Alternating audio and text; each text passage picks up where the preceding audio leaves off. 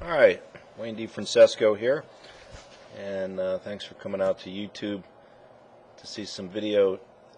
This is a little different video here, and what we have here is Ramon Padilla. He's one of our veterans wounded in Afghanistan. Ramon was in the Army of the 173rd Airborne Brigade and lost his left arm.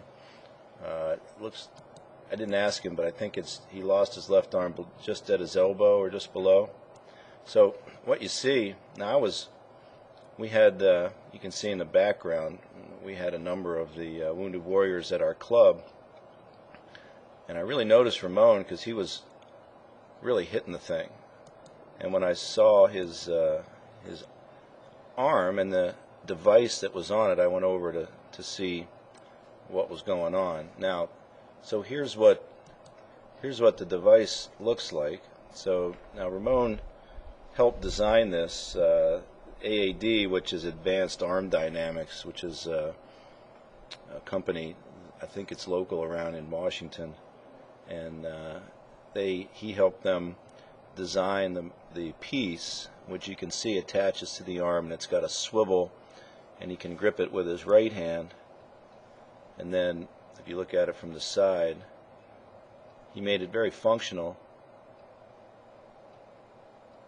As you can see how the piece that swivels works right there. It was very cool. So I was watching him hit some shots, and in looking at his swing, I noticed that as he got up to the top of his swing, he did what a lot of people do and got the club across the line. Now, once I looked at the device, I figured that he didn't really have to do that. So with him, it would be like working on anyone else's swing. So I thought I'd give him a hand. So I took this video, and then we went inside, and I tried to help a little bit. So take a look at what we did inside. So as he took it back, what he was doing in his video was he was pulling his right arm back, and that would take his right palm down toward the ground and cross the club at the top. So what I told him is that the idea was to get the club to point up on the plane, which would be more up that way, and that the device was certainly capable of getting the club to point like that. The difference was he had to manage his right arm and wrist position so that the arm didn't pull behind. And since the attachment on the arm unit was a swivel, you can see how that would line up this way, but the swivel wouldn't go over there.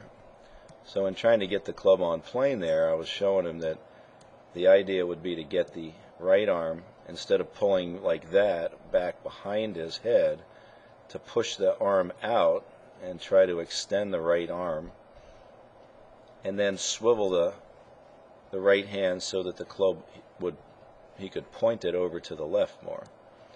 So there he's got more width in his swing. And then I was saying, okay, now you can get the lower body to initiate, and the club would come in easier. It wouldn't have to adjust from across where it would come in real high, and now he could get it. So I showed him that as the club came from up and across, so let's say it did, so that's how it, now, so there it is across, and then I showed him how the shaft, when you cross the line like this, you have to adjust the shaft back.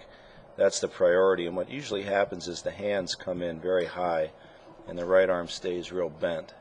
So what I was showing him, if the club is on plane, that shaft adjustment is not necessary, and you can spend some time straightening that arm and getting the hands back down on the plane again.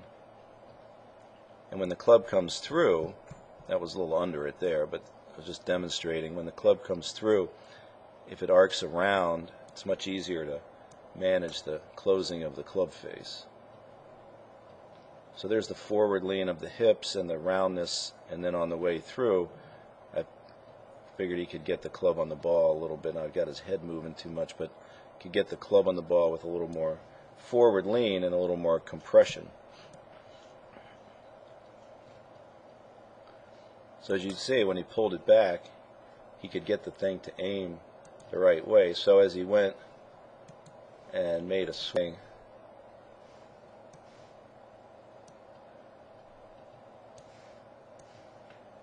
let's see how he did. So there's a little different move there. So I had him take it up and stop. Now if we had worked a little longer, I would have suggested not to lift and flatten his shoulder turn out, but you can see club's pointed differently now.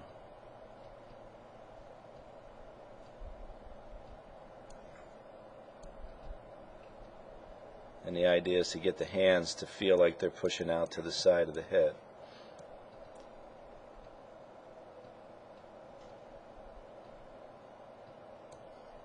So then he got it back again. And that's better than it was. And then he came down from there. Now, so my thought is that that action would be more manageable than what he started with, which was that. So pretty cool. Now Ramon helped design that piece, and I'll tell you, it's pretty amazing when you watch these guys and these girls who's lost limbs. They really love the game, and they love to play it. And if you have a chance, give them a hand sometime. All right.